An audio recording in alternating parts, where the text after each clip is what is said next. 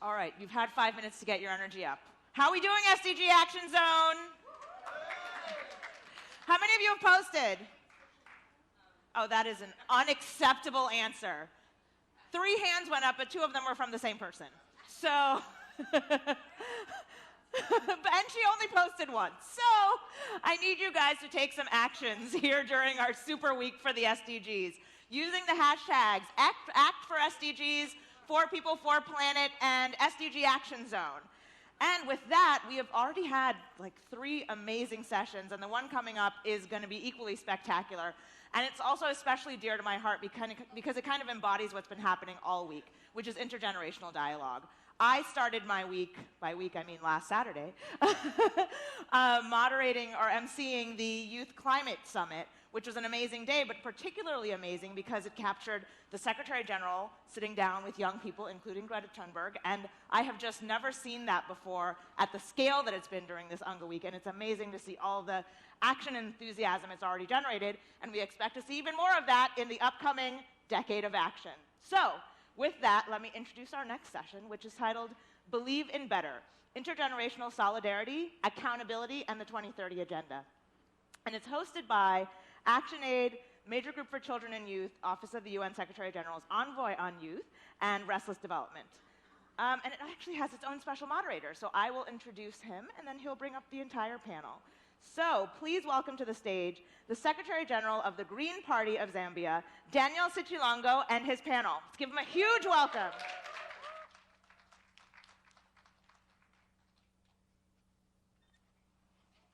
Well, hello. Wonderful being here, SDG Action Zone. So I'm going to do something before we get started. I love action. I love action. So I'll just ask each and every one of us to just stand and make an SDG pledge, just like this. Yeah? That okay? Okay. So we'll hold with your right hand on your left side. We'll say, I pledge to act for SDGs. So let's say that together. I pledge to act for SDGs. Give yourself a round of applause. So with that pledge, I'm assured that each and every one of us will act for SDGs, eh? Okay, so before I bring everyone up, we will start with the reason why we're here. There's a working paper, a very tremendous lady from the UK, Sarah Huxley.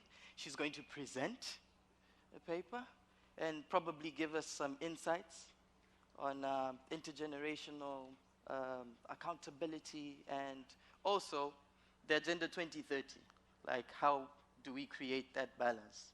So she's been working on it for a while, and it's a working paper, so we want to get some insights from that and probably learn from it. We know a number of states will be presenting VNRs even next year, and Zambia as well. So hopefully we learn from that. So give a round of applause for Sarah Huxley. Hello, good morning everyone. It's a real pleasure to be here with you all. Accountability.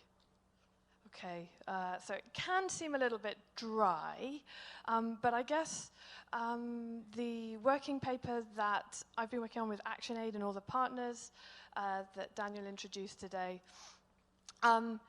is essentially about social trust. Social trust, citizenship, freedom of assembly, human rights, all these really important things about humanity and how we connect and how we respect the work that we all do with the diverse young people that we all work with. So just really quickly, the working paper that we've been looking at has had all these components so far in terms of the process. If we go on to the next slide, please. Thank you. These are the aims. I think the most important one at the moment is exactly what Daniel was talking about, which is taking action. And as we are in the SDG Action Zone, it might feel a slightly overused word, but there's still an awful lot of political will to be overcome in terms of how young people are engaged in commitments that are made to them and the communities that they're in Thank you.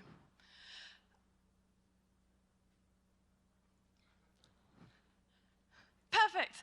Okay, so what is different about our take, the way that we started to approach the work around intergenerational accountability? Well, there's been quite a bit of talk about intergenerational, and we're taking quite a specific angle that we're really trying to explore and unpack. So intergenerational is not new. Lots of organizations have done quite interesting bits of work on it over the last couple of decades. I've just flagged up here a couple of things around mutual responsibility and breaking the habits of short-term thinking. So that's quite interesting. I don't know if any of you are aware of Wales in the UK now has a Futures Generations Commissioner, which is just an extraordinarily wonderful thing to be thinking about. So not even our young people now, but our children's children. So I think that's particularly why we're flagging up here the need to break short-term thinking, which is obviously, as we all know, way much harder to do than say. Okay, then in terms of how we're also framing, we're thinking a little bit about intersectionality. So I've heard lots of people talking about there are no single-based issues. So the overlap that all of our work experiences in terms of what are the different structures and systems lots of people have been talking about. Is it patriarchy? Is it neocolonialism? Is it ageism? I haven't heard much about ageism and would love to hear some of your thoughts on how that plays into what intergenerational accountability should look like. And then this idea of translocal. So translocal really being about spaces, local, national, so the hybridity of local, national, international. Our young people around the world are now working in extraordinary ways that cut across all of these physical and intellectual spaces. So we're trying to unpack and gather momentum, really, in this work to ignite a much deeper and bigger scale of work around intergenerational accountability. Thank you. Next slide. Yep, so getting to some of the recommendations that we started to find in this work. There's a whole set of recommendations that we've clustered around being embedded. So really, if we want to engage diverse young people as part of these legislation planning and budgeting processes for the SDG goals, then what does it mean? These are a few of the findings that are starting to come out. An interesting one was there is a lot around strengthening young people's capacities, but actually what some of the people were telling us was actually that it's the public officials that need some of their capacities being developed. So we've included that one in terms of how you work with young people, how you might include young people in voluntary national reviews or local reviews. And then moving on to radically changing communication and outreach. As civil society organizations, we can do better.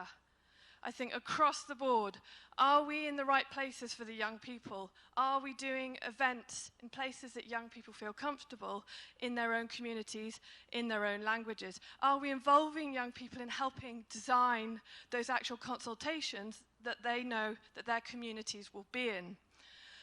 And then another there, integrating youth engagement in national people's citizens forums. So the citizens forums that are happening around the world, are young people there, and again, are they designing those processes?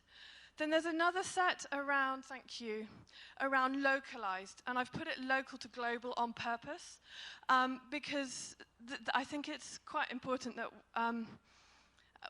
that we're framing and that our work in every sense of the word starts from local to global. So what does that really mean? Well, some of the recommendations that we've started to see come through mean that the VNR processes should be localized to include voluntary local reviews. So I think a couple of days back there was some really interesting participants talking about the work in New York, in Freetown in Sierra Leone, and in Helsinki. So those processes, hopefully, will be involving young people in meaningful ways. Then again, the push towards more and more shadow and spotlight parallel reports. Some of the findings were pointing towards that actually, is there a possibility of these shadow reports being merged with the formal reporting processes? What could that look like? So there were quite a few questions in terms of the survey that we did online that were particularly thinking around that area. And then, of course, good old data. Evidence, evidence, evidence. Which, of course, brilliant, got some data collectors. Which, of course, I mean, evidence is a political choice, what evidence looks like, who does it, who collects it, and all of that. But it's important, again, that diverse young people are involved in the different stages of those processes. And then finally, transparent. So if we really want the social infrastructure around accountability processes, then this means a few things. And again, I've pulled up some of the recommendations that have been coming through. So that the VNR and the local reviews must be, ideally, the inputs into the working paper were that they should ideally be biannual, so much more regular than they are. So that's the push for them to be sort of more of a process, a continual process, than sporadic. Then another interesting recommendation coming around utilizing a youth inclusion recommendation and rating system. So this is an early idea, I think, with some of the youth serving organizations. So the work focused on youth serving organizations as well as young people themselves. And then finally, which often gets left out, the back end of the process of accountability. So bringing information back to the young people. So all this data is extracted, and it may go into a report, and it may get used, it may not get used. But do the young people get told what happens at the end of that process? There is a huge, huge gap in that commitment, that level of social trust, if you like, back. Thank you. Next one. So, we see it all the time, but young people are used as the hopes and the fears of our societies, and we've seen that played out just with one individual, just with Greta Thunberg. You could see different people pin her all their hopes. Savior, she's either a savior, and this goes much beyond one young activist, to huge swathes of young people.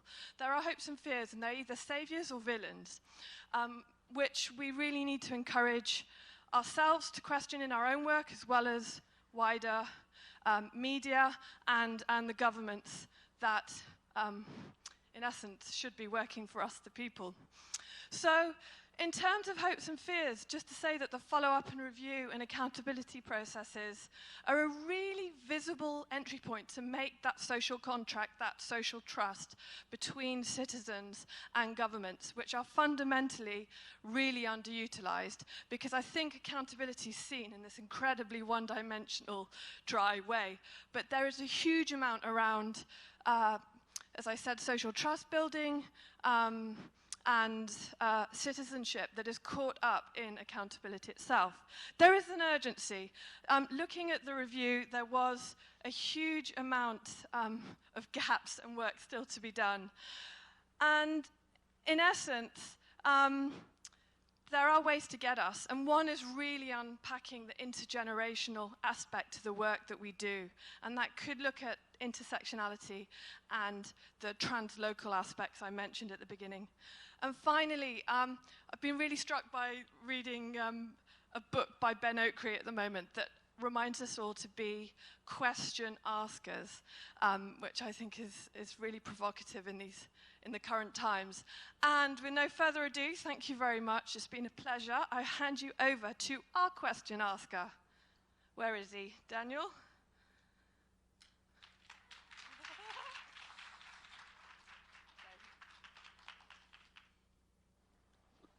Wonderful stuff. I think she deserves another hand. we believe in action and want to make sure we remain active and leave no one behind. So in helping me introduce the panelists, I need you to be very vibrant in the way you actually welcome them. So I'll need your hands to be more heavy, just to show the action, to be more heavy. So introducing first on stage, the UN Secretary General's Youth Envoy, Jayatama Vikrimanayake. Vic, did I say it right this time? That's right. Looking lovely, looking lovely. And second on stage, from back home, yes, the Ministry of National Development Planning, the Director of National Development Planning, Mr. Mulele Maketo Mulele. Yeah, yeah. Welcome, Director. Please take a seat. And wonderfully now, I love youths. You forgive me for having that bias, but I'm a youth, so. So introducing to the stage from Restless Development India, Sumita, please. Round of applause.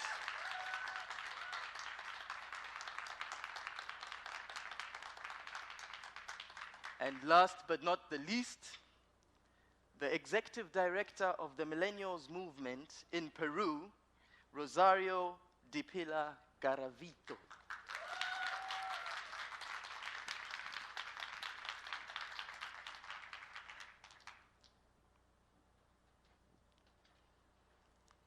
Welcome.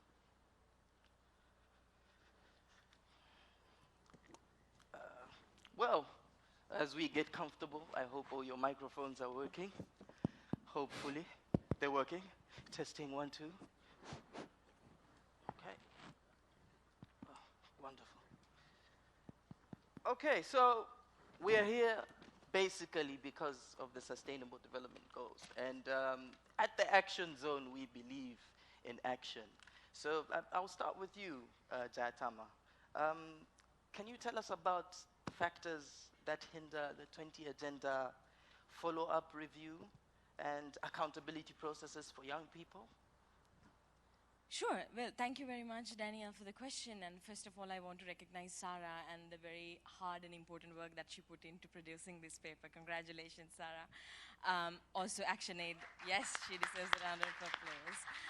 Also, ActionAid Denmark. Last year, I visited Denmark on an official visit where I got to meet Tim White and the team of ActionAid Denmark, who are doing incredible work in this particular field of youth-led accountability. And we thought we should do something together and really document and put into light the incredible examples of young people leading accountability in the local communities. So this is another milestone of that process, and I'm very happy that we've made it and that we continue to dive deep into these examples of young people like Rosie, young people like Sumita, and governments and member states like the Zambia, who are trying proactively to include young people meaningfully in follow-up and review of the Sustainable Development Goals.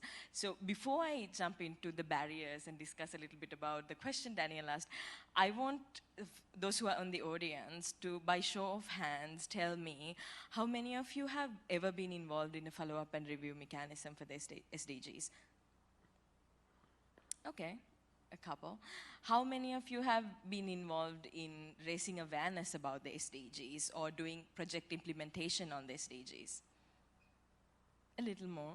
How many of you were involved in the My World survey or the Global Youth Call to Action or the formulation of the SDGs? A couple more.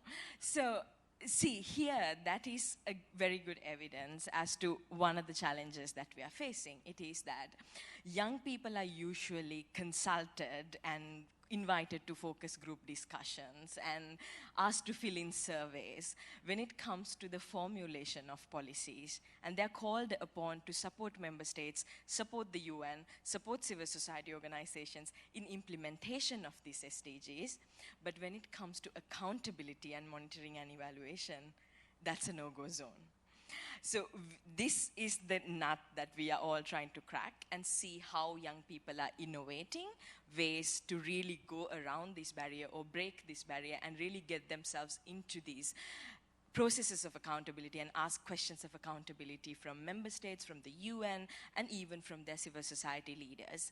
So the barriers, when we look at it, is I think one of the main barriers is that there's no established formal mechanism that young people can contribute to the follow-up and review process of the SDGs. We have at the national level the voluntary national review processes, but very few governments proactively engage youth organizations, youth councils, and young people to the data collection, to the analysis of the data, to the presentation of the data, or even presenting their voluntary national reviews here at the UN. Sarah, in the paper that she wrote, actually outlined some of these examples, and I'm sure our young speakers will also speak to their personal experiences, but I think in the last 2 years, I saw very little examples here at the high-level political forum of governments including youth organizations in the monitoring and review. I saw, for an example, the government of the Netherlands very meaningfully engage the National Youth Council of the Netherlands, even allowing the National Youth Council or inviting the National Youth Council to write a chapter of their voluntary national review. We had some governments, including youth organizations, in data collection processes. We had some governments, including youth delegates, in their delegations to the high-level political forum to present the findings of the voluntary national review here at the UN. But I think it's very less that I can probably count them with my fingers. So this is what we need to overcome, and this is the biggest barrier, Daniel, we want to overcome when you asked me what the barriers are, that we need to establish mechanisms and processes for young people to proactively engage in the monitoring and review of the SDGs. But what we also know is that young people are not waiting for an invitation to be extended by the governments or by the UN for them to join these processes. So we have many youth organizations around the world writing their own shadow reports, talking to their mayors, going to their local councils, even coming to regional high-level political forums at the regional level, hosting side events, writing papers, and really asking the questions of accountability from their elected leaders and also from the officials of the government. So young people are already leading on monitoring and accountability processes for the SDGs. And what we really need to create is a bridge that bridges these youth-led accountability mechanisms into the mainstream processes that we have in monitoring and reporting of the Sustainable Development Goals, but also to support the youth organizations in terms of amplifying and scaling up their work, but also support, as Sarah said, our own politicians and our own officials within our ministries of national development, ministries of planning, ministries of foreign affairs, to understand why youth inclusion, why the inclusion of young people is important in the follow-up and review mechanisms. Wonderful, wonderful. Having spoken about Sarah's report, what do you think about her findings in relation to the Youth Strategy 2030? I think for me, it really resonates a lot with what I hear from young people when I travel to different parts of the world and talk to young people, young activists who are leading accountability work on the ground. I've spoken earlier about the lack of space, but also in some parts of the world, we have to recognize there is shrinking space. And actually, sometimes it's not safe for young people to be involved in accountability processes, because not in every country, not in every locality, there are safe spaces for young people to ask these critical questions from their elected leaders or from officials. So I've also seen young people how they are so brave and courageous, and sometimes even they know and have the fear of retaliation, but they still go forward and ask these questions of accountability.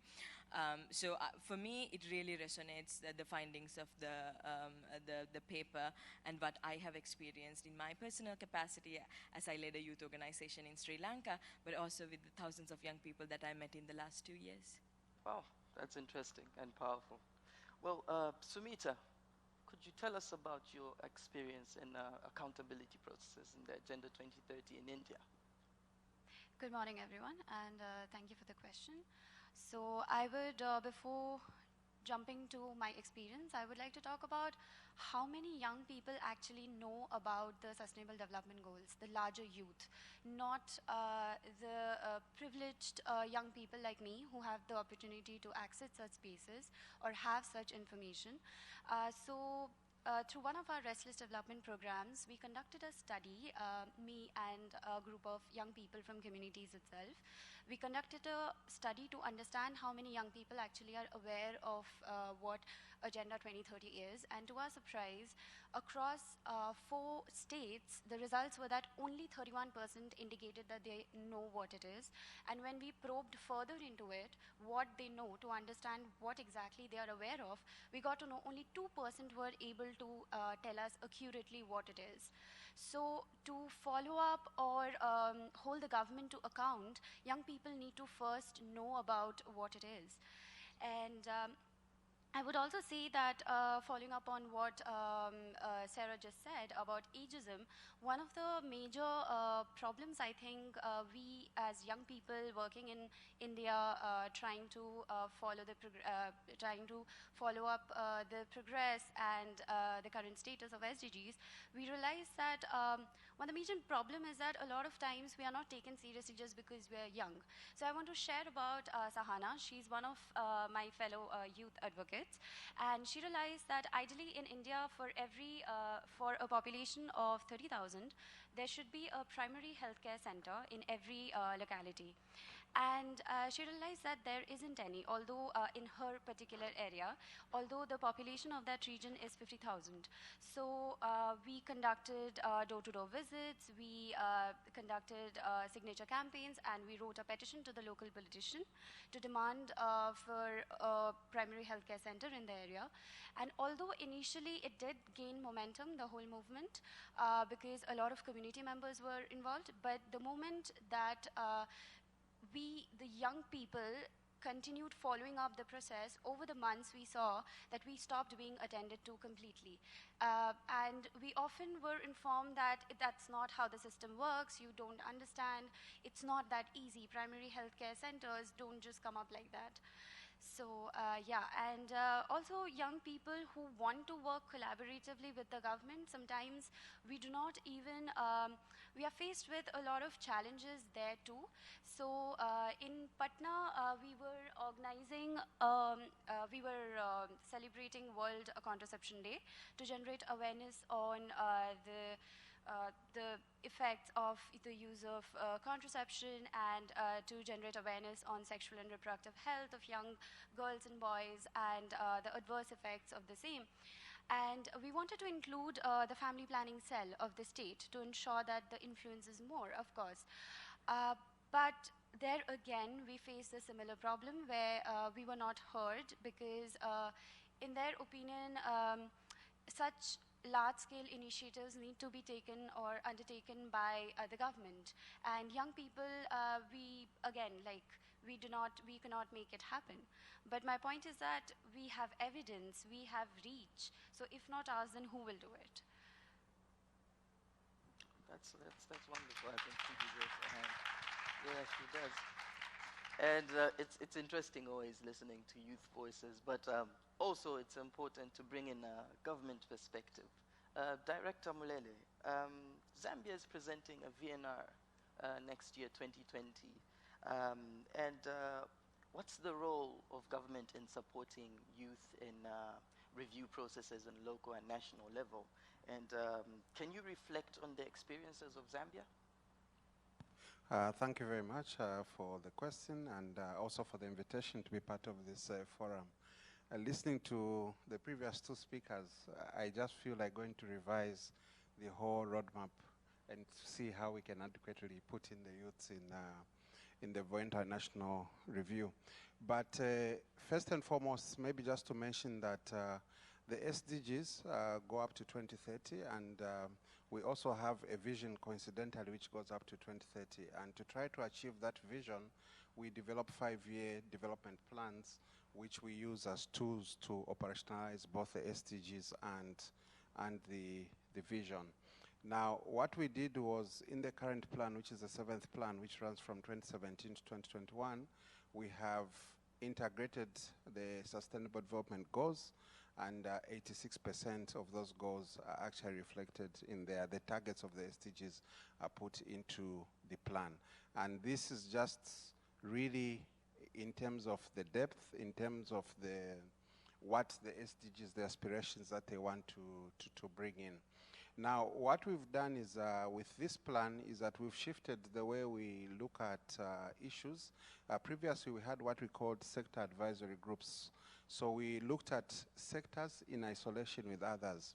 But what we've done now is to go what we call a multi-sector integrated approach to dealing with issues, including the SDGs. So, for instance, poverty is not something that should be dealt with by one ministry in government or one section of society, but rather a good number of us have to contribute towards achievement of that result. So this is the approach that we've taken, the multi-sector integrated approach.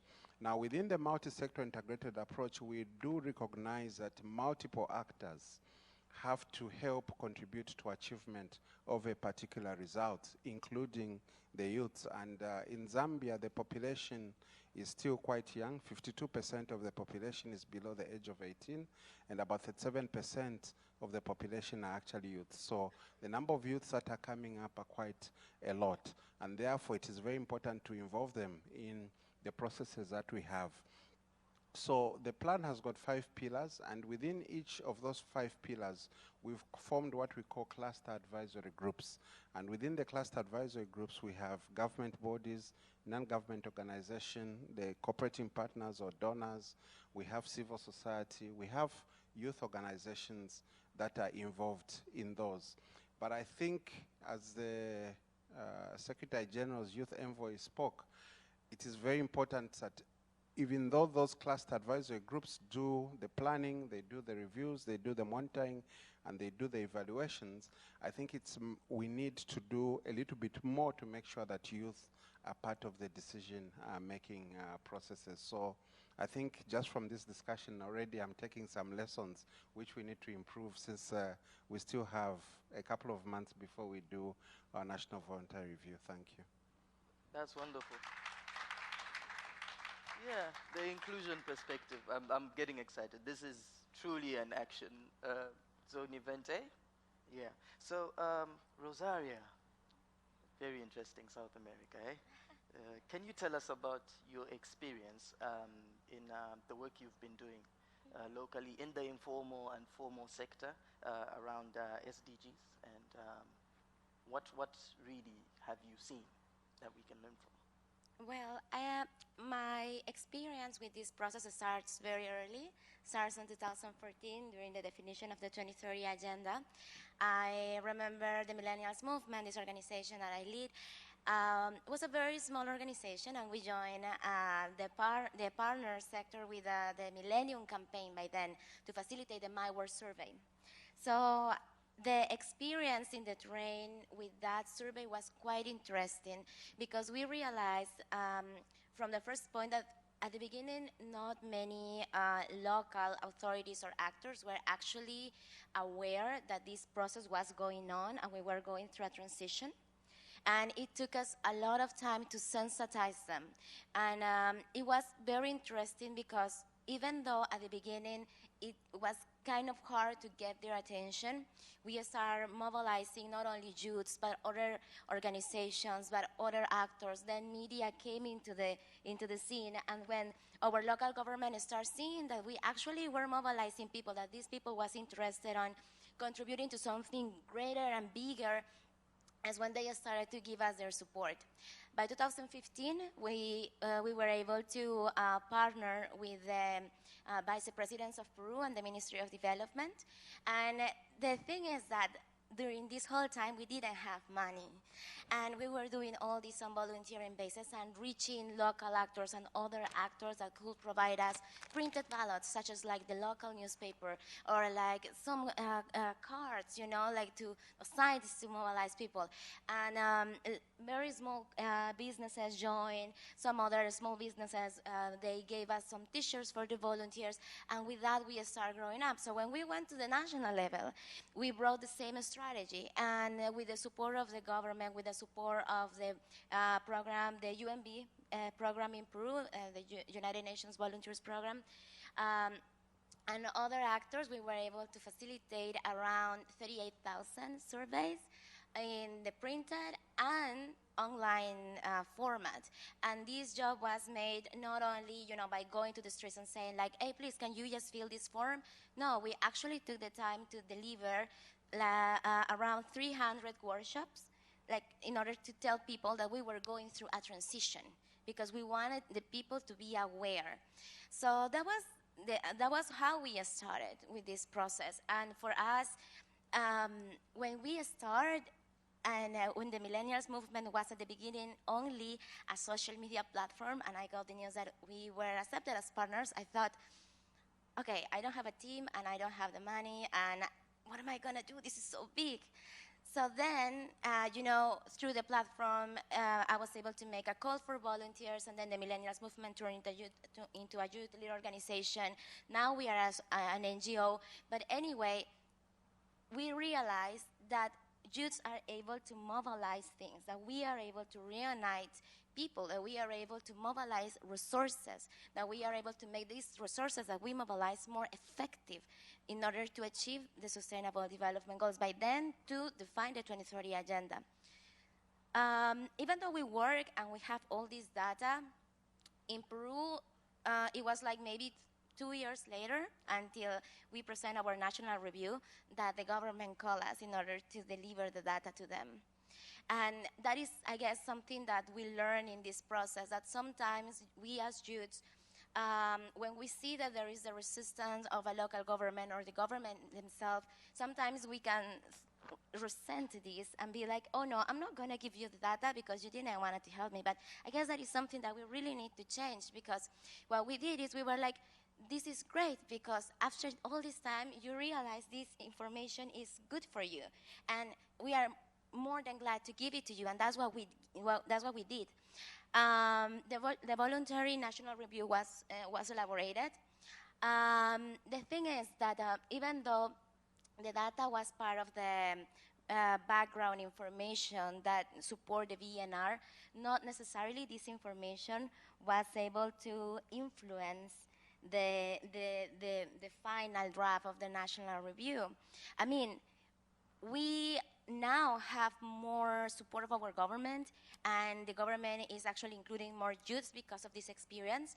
But then there is a next step that we need to start working on how all this data, all this information, all these experiences, all this movement generated and pushed by youths can also be integrated in the national volunteering review processes and the national implementation of the 2030 Agenda.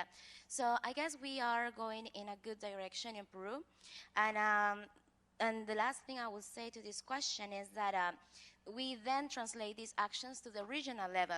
We were able to participate at the ECLAC regional forum for the regional previous monitoring of the 2030 Agenda on last year with other youths, and we realized that the final draft declaration didn't include the word children or youths in any extent. So I remember we were just like, we are here, but this is not including us. So we took the word in one of the plenary last sessions, and we told them, we are very glad to be here, but we are worried because you are not taking us in count. And instead of just, saying this or just maybe complaining, we said, we do commit to deliver a regional forum next year, and we want all you to join. And that's what we did. This year, we had this youth forum. We mobilized more than 2,000 youths in the Latin American and the Caribbean regions in 18 countries. We have a 2-day session in Santiago.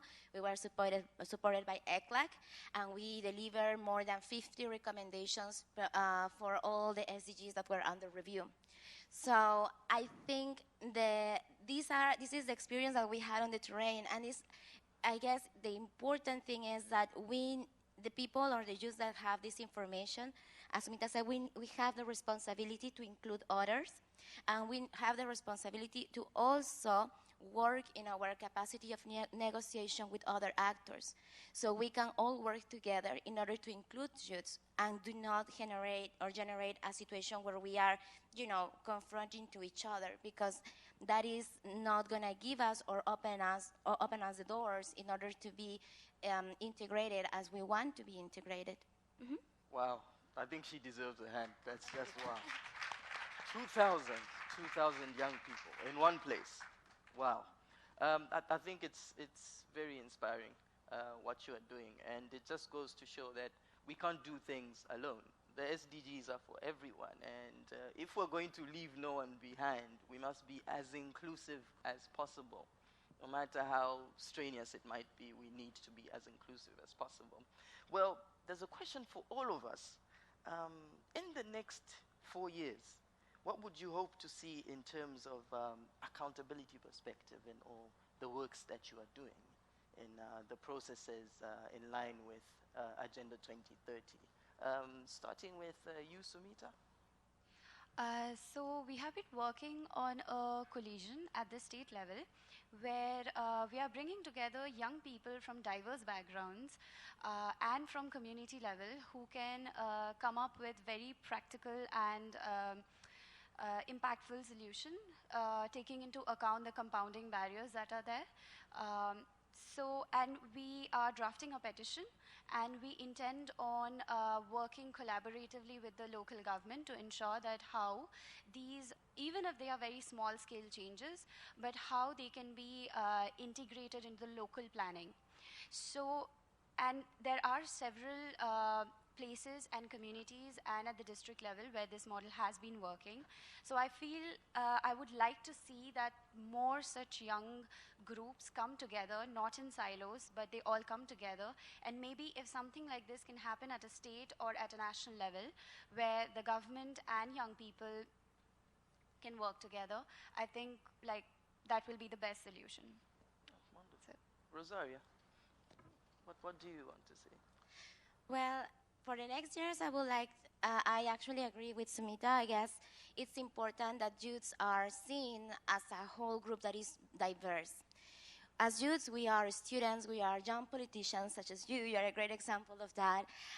We are entrepreneurs, we are people that works on the business file, we are volunteers, we are even those who are missing, we are even those who are the ones that are more vulnerable to violence. So I think we need, what I expect to see is that youths are seen as a whole group of people that are working or performing in the different fields of life. In that way, we kind of understand our needs, and that needs to come not only from our governments, but also from our peers and other actors.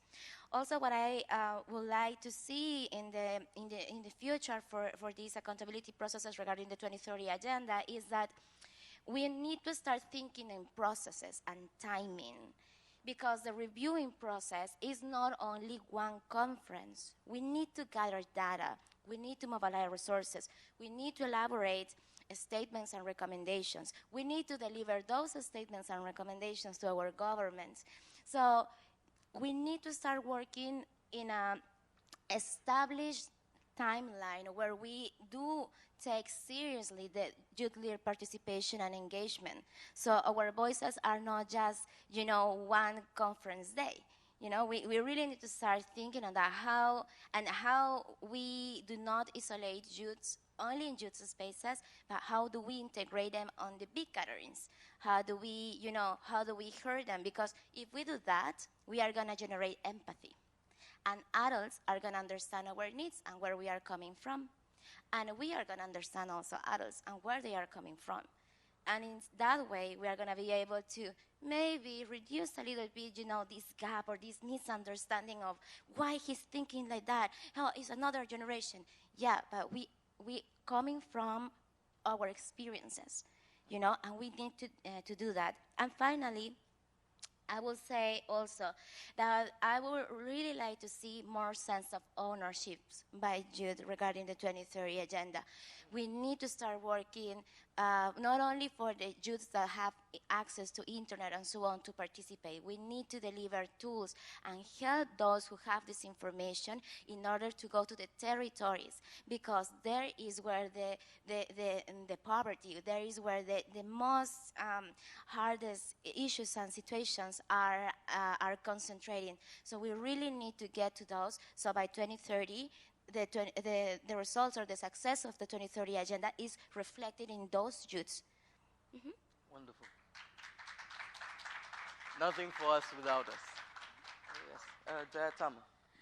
Well, I have big dreams about what the follow-up and review process should look like, and I also know that there are so many challenges in actually sort of realizing that dream. But if I could put it in a few points, I would definitely like to see more civil society engagement in the follow-up and review processes, particularly beyond the voluntary national reviews submitted by the governments, that there is space for civil society actually come together and review the implementation of the SDGs from a citizen's point of view, and within that to have specific focus on young people and youth-led civil society to also have that space to be able to do that.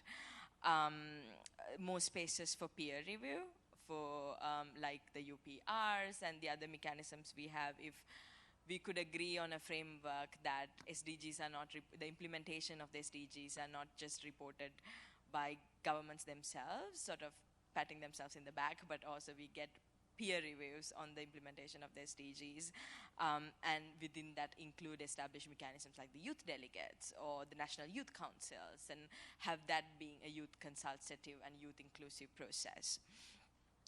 But that is a long way ahead, and that is a very tough negotiation. And until that is done, we have to see what are the existing processes and how do we make the existing processes better, right? So what we have in front of us now are the voluntary national reviews and the high-level political forums. So looking at the high-level political forums, definitely I think more spaces for major groups to participate and other stakeholders to participate. I think this year, when I spoke to the major group for children and youth, they were telling me that compared to previous years, the space or the speaking time provided to the major groups was low, and this cannot happen. We need to keep expanding the space for civil society and the major groups and other stakeholders, because we know that outside it is actually a shrinking space for them. So I would definitely like to see more spaces within the UN also for that.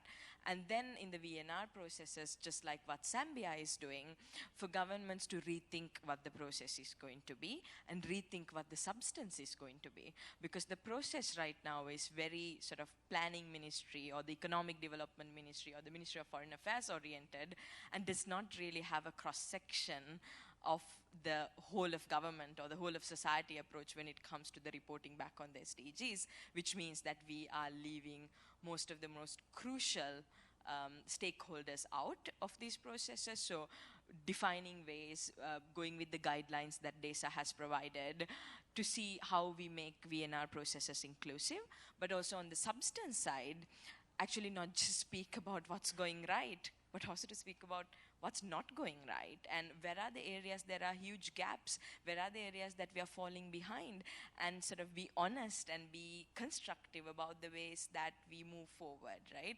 Because that's the whole point of a review. Reviews are not just to pat ourselves in the back and be like, yay, but it's really to see where we are falling behind and to see how we build partnerships, how we put more financing to achieve the areas that we are not achieving fast enough. Second, I would like to see is when we say inclusion of youth or youth councils or youth delegates, to see the diversity of youth represented. I personally sometimes see the same group of young people involved in all processes from national to regional to global. And I think as youth organizations, we also have to be, I can't say we anymore, but youth has also to be accountable in terms of the representation of young people. We see very little young people living with disabilities within these forums, participating in accountability processes. Very little space for young indigenous people. Very little space to young LGBTIQ people. So when we say young people, which young people are we referring to? And are we making sure proactively that they are included in these processes? 3 is that we include young people, not just when we talk about youth issues. It's very easy to say and tick the box that, oh, we engaged young people when we did the review on the Ministry of Youth and Sports. No, young people are experts of their own lives, of their own realities. Climate change affects them, education affects them, employment affects them, international trade affects them. So they should be included in the review of all the other SDGs and all the other sectors that we are talking about. So youth not just for youth, but youth in all the sectors that we are talking about. So those would be the biggest dreams that I would like to be realized at the end of the 4 years. Big dreams. Wonderful. Yeah. So before we bring in the questions from the audience, Director, in answering, are there any commitments we can make before the 2020 VNR?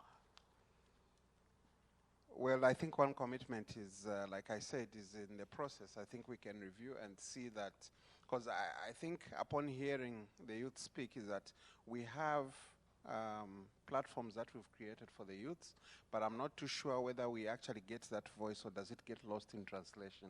I think what I'm hearing now is that we must have also a clear voice from the youth and therefore create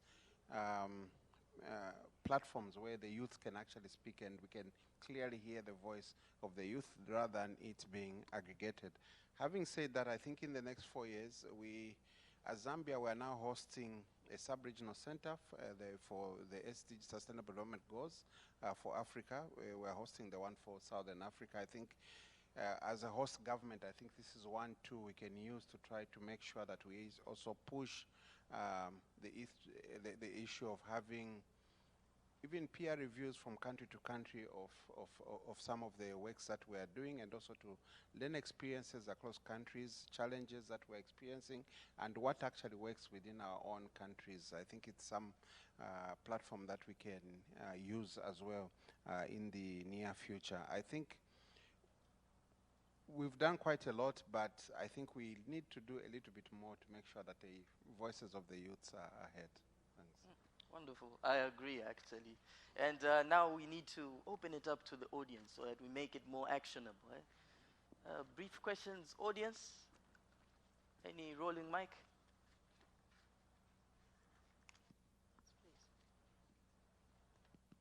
Hello, can you hear me? Get you. Okay, thank you. My name is Faith. I'm from Restless Development. My question goes to, I think, everyone on the panel. We've been talking about how do we ensure that young people are meaningfully engaged in the VNRs. And I heard the director talking about going back to the drawing board and seeing how to change the system to ensure that young people are involved at each and every stage. What would be your recommendation for how to engage young leaders that are working in the grassroots, leading campaigns in the outskirts of the cities to be involved in the processes? Thanks. I think we can take 2 more so that they're answered collectively. Thank you. My name is Pia, and I'm a Danish youth delegate, and I've been taking some notes of all the good stuff that has already been said in this panel. And in that regard, I'd like to follow up with a question also, I think, for the entire panel. You speak a lot about good concrete initiatives for being inclusive in the follow-up and review process, but do any of you have any more concrete ideas, like the cluster advisory group or including more diverse groups of youth, on how to do that in the follow-up and review process in the next 4 years specifically? Thank you. Can we have one more? Hi, I'm Marcia from Techo, Paraguay. We have heard there are some pockets of youth accountability work happening around the world. So my question is, what more needs to be done to ensure that it's no one left behind? I hope all the questions are clear. I think in conclusion, can we try and answer all of those as we get the chance? Okay, Rosaria, you want to go first? Sure. Regarding the question about some maybe ideas or suggestion how to make it more inclusive, even from the youth processes. Well, something that we have been doing is, for example, we in the group do not have many indigenous participants because they live in their communities. So how do we reach them? We partner with this organization that works with indigenous communities, and we said, like, please, can you help us, because they live far, sometimes they cannot come, but they have their contact. So we need to start, generating those alliances in order to start bringing the other youth's voices on the table, and always being very open to everything, because these processes need a lot of tolerance, and at some point we need to understand that every single voice, even though it's a voice of a youth that is a voice that we don't like or an opinion we don't like, they need to be included. We need to be very neutral on this, in that way we are going to have a diverse set of information that maybe is going to give us a better view about what youths are desiring or what are their needs. Also, I think something that it could be important to leave no one behind is, again, to understand the different context of youths. We are not all located in cities. We do not all have internet. We do not all use Twitter. We do not all speak English. We do not all, and if we start thinking on those who do not speak English, those who do not use Twitter, we are going to understand that there are some spaces that we still need to reach. And let's look other youths as partners to reach those youths that are missing. And finally, I think, and something that for me, and I guess for the major group of children and youth I'm serving in this constituency as a focal point for the Latin American and the Caribbean region, and for us, one of the main things is that the participation needs to be effective. We can run tons of consultations, we can mobilize tons of activities, but what we need to see is that these voices, that these priorities, that these needs actually influence the agendas of our decision makers. So our needs and so on are also included. So we really need these effective processes. And I guess the effort will come from both of the sides, like youths and other actors. I think it will be amazing if, and we, in our case, we have it, but it will be better if more, for example, UN or the regional commissions can help us to deliver sometimes the outcomes that we have from these youth consultations to our member states. So in that way, we have the backup that we need in order to make our governments understand that we have information that we want to be included, but we are also desiring to work with them. Mm-hmm. Wonderful. I'll be very brief because I see we only have 2 minutes. I'll try to answer the first 2 questions together and then go to the last question. The first one on what are the concrete recommendations when it comes to including youth-led organizations who are already doing good work. I think, first of all, whoever is tasked with preparing the voluntary national review for the respective member state should exercise a mapping to see where these youth organizations are and where they are working. Because I think a lot of the research that was found speaks to youth organizations specifically working in grassroots communities, in local municipalities, not necessarily at the national level, right? So finding out where they are and going there and meeting these young people where they are, and actually, as I used many times the word, proactively including them in these processes. And the second thing would be actually developing a checklist or sort of a guidance to see that in each stage of the process, are youth organizations involved? How meaningfully are they involved? To what task were they involved? To sort of keep track of how do we keep them involved from the formulation, from the implementation, to the monitoring and review, and sort of keeping that cycle going.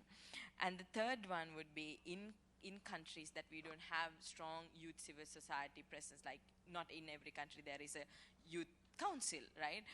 In places like that, actually supporting youth organizations to set up federations of youth organizations and youth councils so they can organize themselves and come and propose joint propositions either to the government or to the United Nations on the situation of the implementation of the SDGs in their countries. Second point on how to include marginalized youth and vulnerable voices. First of all, I think it's the responsibility of the government to actually make sure that those who are being left behind are the ones who should be the first focused when it comes to the delivery of the SDGs, because governments are there not just to serve the people who are already well off, but actually to serve the people who needs social welfare and supports from the state the most, right? So I think first of all, governments need to be really focused on putting those who are being left behind first when it comes to SDG delivery. Second, on a more constructive note, we have seen how youth organizations actually contribute through their massive networks. I'm looking at the SDG Action campaign team. When the My World survey was going on, it was initially an online survey. So only people who could have access to internet could contribute to that. But then it became an offline survey and a mobile phone survey. So in Nepal, hundreds of scouts downloaded the online questionnaire, went up the hills and took these printouts and filled these with discussion with the communities who did not have access to these forms, came back to the cities, sat down in internet cafes and uploaded this data into the servers. So there are massive membership-based youth organizations who are willing to provide their platform to the member states, to the United Nations, to the civil society organizations. So I think we need to be able to capture those commitments and get their support and build partnerships.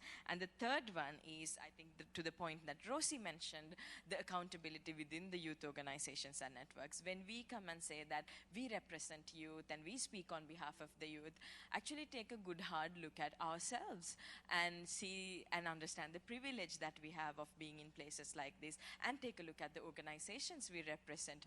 Do we have young people in the boards of the civil society organizations around this room? Do we have young people leading civil society organizations of the organizations who are in this room? In our youth organizations, is everyone under the age of 30 when we talk about them representing youth? Do we have minority youth in the leadership positions of our youth organizations? So as young people and youth organizations, to also walk the talk and be an example, so it gives us more credibility to go to the governments and demand that accountability. Thank you. Well, we ran down the clock, and it's been a stunning session, and I hope you believe in better, but most of all, I hope you act for SDGs. A round of applause for all the panelists and the presenter. Thank you very much for having us on the SDG Action Zone. Thank you to Michael and his panel. I'm going to keep you for like 3 minutes. So I'll let you guys go. I love everybody gets it. I know you're not. That's why we're going to do this. I hope you do not put me Never that. We can sit if you want or stand. Okay. What do you feel like? Whatever. Hello again. How great was this panel? How great was this panel? For those of you who are joining us and the folks on the live stream, I'm Nadira Hira. I've been your moderator this week in the SDG Action Zone. And I'm keeping the Youth Envoy up here for a lot of different reasons, not the least of which is that she is fabulous. Because I figured we'd take this chance to chat a bit more. I didn't want to steal Michael's thunder as he introduced the session, but I had the pleasure of emceeing the Youth Climate Summit on Saturday. Thank you so much for that. Anytime. For which Jasmine was one of the co-hosts. And we're actually going to hear from this other co-host later today. But one of the things that was so striking to me there is that the entire conversation was about how awesome it is to have youth here at the UN in this conversation. And yet, we're hearing people protesting right now. And I think it's not an understatement to say that we've literally felt like youth had to break down the door of the UN to get in here. So I guess a lot of us are wondering, in your role as a young leader, and I have to say it, can I give you some props right now? You were one of the first youth delegates from Sri Lanka coming to your first General Assembly in that role 5 or 6 years ago. And now we're heading into the 75th GA, and you're in the room. How do we actually hold leaders accountable, especially here at the UN, for bringing youth into the room? Not just youth being accountable, because they're doing what they can. I mean, that's really the million-dollar question here at the UN, right? The UN, and being a intergovernmental organization, a multilateral organization, an organization of the member states, how do we create spaces for non-state actors to come here and join the conversation and actually take part in the decision-making and contribute to the decisions that are being made here? And this is a question that we've been trying to sort of tackle since the previous years. And we found some creative ways to do that, so to speak. Of course, the expansion of youth spaces here in the UN. So we convene every year a youth forum under the auspices of the ECOSOC, where we get young people and youth ministers together. It's the only forum in the world right now annually that youth ministers and young people meet and jointly evaluate the implementation of the SDGs. We hosted the Youth Climate Summit earlier this year, which was one of its first, and sort of keep expanding the spaces that we have right now, but also to make sure that young people are not just talking to themselves, but young people are also talking to the leaders. Absolutely. Sort of creating those linkages between the Youth Summit and the actual Head of State Summit, where we brought the 3 participants from the Saturday to speak to the Head of States on Monday, and sort of keep pushing and creating and expanding those spaces. But I think what's crucial for me and for this agenda has been that the reforms process that the UN Secretary General introduced last year or the year before actually gave us a good entry point to take these discussions to the country level. So now we are talking to the UN leaders at the country level, to our resident coordinators, to our UN country teams, to include youth systematically in the work that the UN is doing at the country level. So sort of we're talking about installing a youth marker where the UN, when we implement projects with the governments on the ground, that we actually have a marker to track how meaningfully young people are included, advocating with member states to include more youth delegates within their delegations, making sure that when we formulate our joint action plans with the governments, which we call the UN Sustainable Development Frameworks at the country level, that we have youth civil society consultations feeding into those action plans. So finding creative, innovative ways and also loopholes in the system to say it again. Loopholes in the system. We got to work in it to really bring the youth voices. But I mean, I have to be very honest with you. Sometimes it is very difficult to actually bridge that gap. And I feel like in my role as the Secretary General's Envoy on Youth, I'm sometimes stuck and I don't know how to navigate, because on the one extreme, particularly on the climate conversation, I feel there are 2 very polarizing views. Young people are extremely disappointed, they're frustrated, they're angry, they're demanding action. But when I speak to the world leaders, they're still optimistic and they're they're still talking about solutions, and they still want to look at it as an optimistic path that they want to go forward. So it's been very difficult to bridge that extreme polarization of views, if I may call it.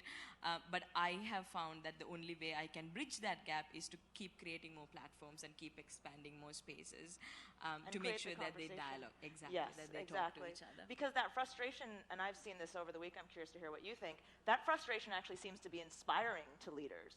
I have said it a million times over the week, but to have the Secretary General sitting in the Trusteeship Council talking to young people and saying, you're the reason we actually finally are seeing some movement on this issue, is amazing. Who would ever have expected that, right? No, I mean, I think it's incredible that a bunch of 13, 14, 15-year-olds all over the world has been able to create such powerful movement. I mean, have you seen all the backlash these kids are getting on the media the last 2-3 days? It talks to the power of the momentum and the movement these young people have created.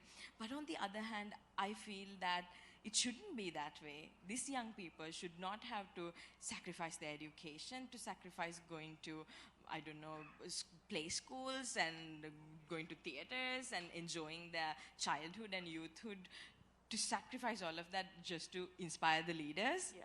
It shouldn't be that way. It should be the responsibility of the governments, of the elected leaders, to actually act on what needs to be done so that young people can have a future and they can have a life to live. Absolutely. But I have to say, as somebody who, these days I just hang around here, right? Somebody was joking with me the other day, and it's true that I was in the media zone the day the goals were launched in 2015, and here singing happy birthday to the SDGs on Wednesday, 4 years later. It is really inspiring for me to see someone like you in a role that is relatively new. You're only, the second envoy on youth. really be somebody who can be this and be a voice for youth, and then in the trusteeship, be wearing jeans and talking to young people on their own terms in front of the Secretary General and in a way that actually is honest about these issues. So that's really special for us, and I think we can all give Jaya and the entire office a huge hand for being that voice. That's very kind of you, Nadia. Thank you so much. I have to ask, finally, how do we actually support you in these efforts? And I don't just mean hashtag support. I mean actual support. And beyond that, how do youth who want to get involved and be in these spaces, what can they do more proactively to be in those roles?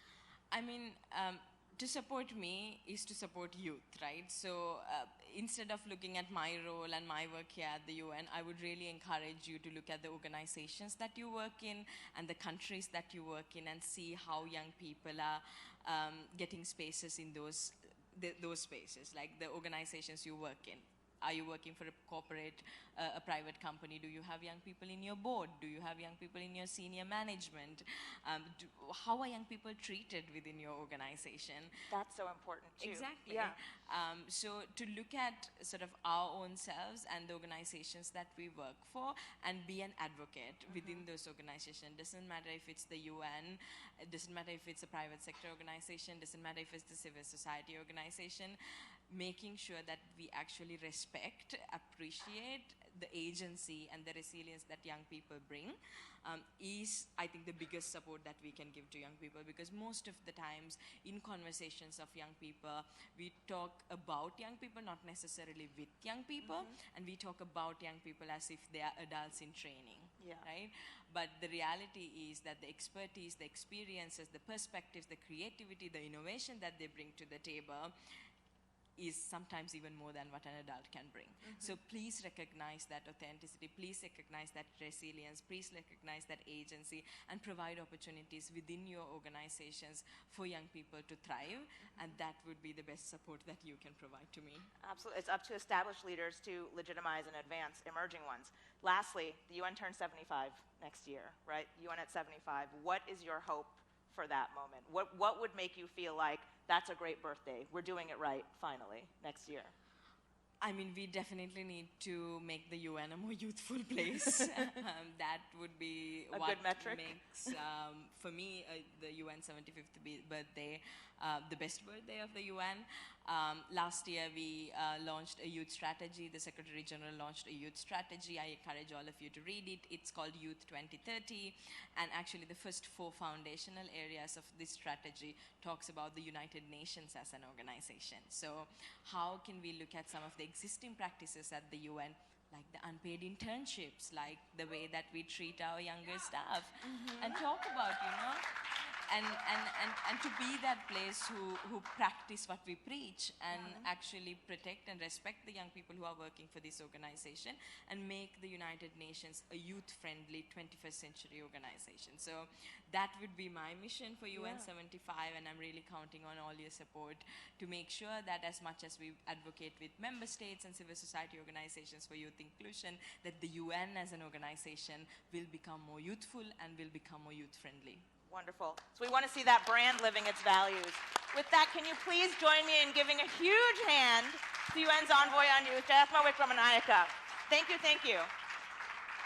Thank you.